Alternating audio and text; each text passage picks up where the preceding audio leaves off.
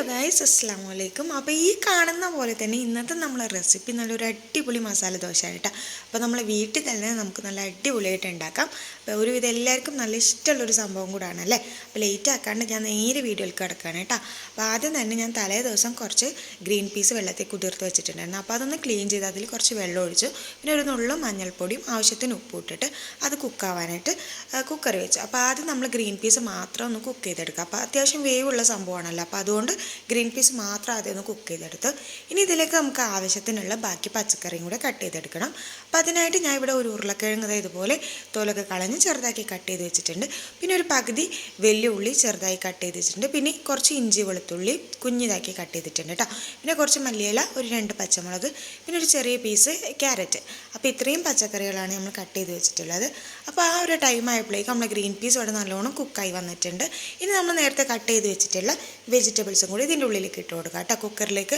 അപ്പോൾ ഇനി വെള്ളം ഒഴിക്കേണ്ട ആവശ്യമില്ല, ഓൾറെഡി നമ്മൾ ഗ്രീൻ പീസ് കുക്ക് ചെയ്തപ്പോൾ വെള്ളം ഉണ്ടായിരുന്നു കേട്ടോ. അപ്പോൾ ആ വെള്ളത്തിൽ തന്നെ നമ്മൾ ബാക്കിയുള്ള പച്ചക്കറിയും കൂടെ വേവിക്കുന്നത് കേട്ടോ. ഇനി ഇതിലേക്ക് ഒരു 1/2 സ്പൂണ് മല്ലിയില, ഒരു 1/4 ടീസ്പൂൺ ഗരം മസാല, അതുപോലെ തന്നെ ഒരു നുള്ളു മഞ്ഞൾപ്പൊടിയും കൂടി ചേർത്ത് കൊടുക്കാം. പിന്നെ ഒരു 1/2 സ്പൂണ് കുരുമുളക് പൊടി, കുറച്ച് എരിവിനൊക്കെ വേണ്ടിയിട്ട് കുരുമുളക് പൊടി ഇട്ടിട്ട് നല്ലോണം ഒന്ന് മിക്സ് ചെയ്ത് കൊടുക്കുക. അപ്പോൾ ഈ ഒരു ടൈമിൽ ഉപ്പും കൂടെ നോക്കിയിട്ട് കുറവാണെങ്കിൽ കുറച്ച് ഉപ്പും കൂടി ഇട്ട് കൊടുക്കാം കേട്ടോ. ഇനി ഇതിൻ്റെ മേലേക്ക് നമുക്ക് കുറച്ച് വെളിച്ചെണ്ണയും കൂടെ ഒഴിച്ച് കൊടുത്തിട്ടൊന്ന് കുക്കർ അടച്ച് വെച്ചിട്ട് ആ ഉരുളക്കിഴങ്ങും ക്യാരറ്റൊക്കെ ഒന്ന് കുക്കാവുന്ന ആ ഒരു 2-3 വിസിൽ മതിയിട്ട് ആ ഒരു പാകത്തിൽ ഇത് നല്ലോണം ഒന്ന് കുക്ക് ചെയ്തെടുക്കാം. അപ്പോൾ ഞാൻ ഒരു 3 വിസിൽ അടിച്ചിട്ടുണ്ട്. നല്ലോണം നമ്മൾ ഉരുളക്കിഴങ്ങും ക്യാരറ്റൊക്കെ കുക്കായി വന്നിട്ടുണ്ട്. ഇനി അതൊരു വേറെ പാത്രത്തിലേക്ക് മാറ്റിയിട്ട് ആ ഉരുളക്കിഴങ്ങൊക്കെ ഒന്ന് ഇതുപോലെ ഒന്ന് ഉടച്ചു കൊടുക്കാം. അങ്ങനെയൊക്കെ ഒരു സ്പൂൺ വെച്ചിട്ട് നല്ലോണം ഒന്ന് ഉടച്ചു കൊടുക്കാം കേട്ടോ. അങ്ങനെ നമ്മൾ മസാല റെഡി ആയിട്ടുണ്ട്. ഇനി ഇതിലേക്കുള്ള മാവ് തലേ ദിവസം തന്നെ ഞാൻ ദോശമാവൊക്കെ അടിച്ച് വെച്ചിട്ടുണ്ടായിരുന്നു. അപ്പോൾ അത്യാവശ്യം നല്ലോണം പുളിച്ച് വന്നിട്ടുണ്ടായിരുന്നു കേട്ടോ. പിന്നെ നമ്മൾ ഉണ്ടാക്കി വെച്ച മസാലേൻ്റെ മേലേക്ക് കുറച്ച് മല്ലിയിലയും കൂടി ഇട്ട് കഴിഞ്ഞാൽ മസാല റെഡി ആയിട്ടോ. പിന്നെ നമുക്ക് നേരെ ബാക്കിയുള്ള കാര്യങ്ങളിലേക്ക് കിടക്കാം അല്ലേ. അപ്പോൾ ഇനി നമുക്ക് ആദ്യം തന്നെ ദോശ ചുട്ടെടുക്കണം. അപ്പോൾ അതിനായിട്ട് ദോശ ചട്ടിയിലേക്ക് നമ്മളൊരു 2 സ്പൂണ് ദോശമാവ് ഒഴിച്ചിട്ട് ഇതുപോലെ ഒന്ന് റൗണ്ട് ചെയ്ത് കൊടുക്കാം കേട്ടോ. അപ്പോൾ നല്ല നൈസായിട്ട് അത്യാവശ്യം വലുപ്പത്തിൽ തന്നെ ഉണ്ടാക്കാം കേട്ടോ. അങ്ങനെ ഇതുപോലെ ഒന്ന് റോൾ ചെയ്ത് കൊടുത്തതിന് ശേഷം ഒരു സൈഡൊന്ന് ഹാഫ് കുക്കായി വന്നതിന് ശേഷം അതിലേക്ക് കുറച്ച് നെയ്യൊന്ന് സ്പ്രെഡ് ചെയ്ത് കൊടുക്കുക. അപ്പോൾ എല്ലാ ഭാഗത്തേക്കും നെയ്യാവണം കേട്ടോ. ഇതുപോലെ ഒന്ന് എല്ലാ ഭാഗത്തേക്കും നെയ്യ് കുറച്ച് സ്പ്രെഡായി വന്നതിന് ശേഷം ആ ഒരു സൈഡ് അടിഭാഗം ഒന്ന് അത്യാവശ്യം ഒന്ന് മുരിഞ്ഞ് വന്നാൽ നമ്മൾ നേരത്തെ ഉണ്ടാക്കി വെച്ചിട്ടുള്ള ഈ ഒരു മസാല നമ്മൾ ദോശേൻ്റെ സെൻറ്റർ പോർഷനിലായിട്ട് ഒഴിച്ചു കൊടുക്കാം. അപ്പോൾ നിങ്ങൾക്ക് ഇഷ്ടമുള്ള അത്ര മസാല വെച്ച് കൊടുക്കാം കേട്ടോ. അപ്പോൾ ഞാൻ ഇവിടെ 2 സ്പൂൺ ഒഴിച്ച് കൊടുക്കുന്നുണ്ട്.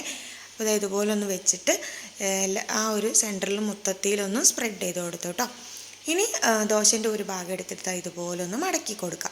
എന്നിട്ട് ആ ദോശേൻ്റെ ആ ഒരു സ്പൂൺ കൊണ്ടൊന്ന് ജസ്റ്റ് ഒന്ന് ഇങ്ങനെ അമർത്തി കൊടുക്കുക കേട്ടോ. അപ്പോൾ നമ്മൾ നല്ല ക്രിസ്പി മസാല ദോശ ഇവിടെ റെഡി ആയിട്ടുണ്ട്. നല്ലൊരു സ്മെല്ലൊക്കെ ഉണ്ട് കേട്ടോ.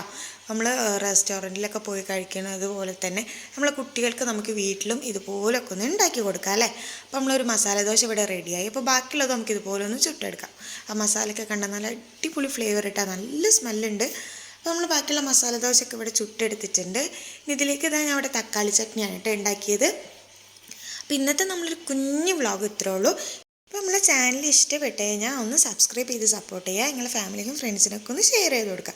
പിന്നെ ലൈക്ക് ചെയ്യാനും കമൻറ്റ് ചെയ്യാനും മറക്കരുത് കേട്ടോ. അപ്പോൾ ഇന്നത്തെ വീഡിയോ ഇത്രയേ ഉള്ളൂ. Bye bye.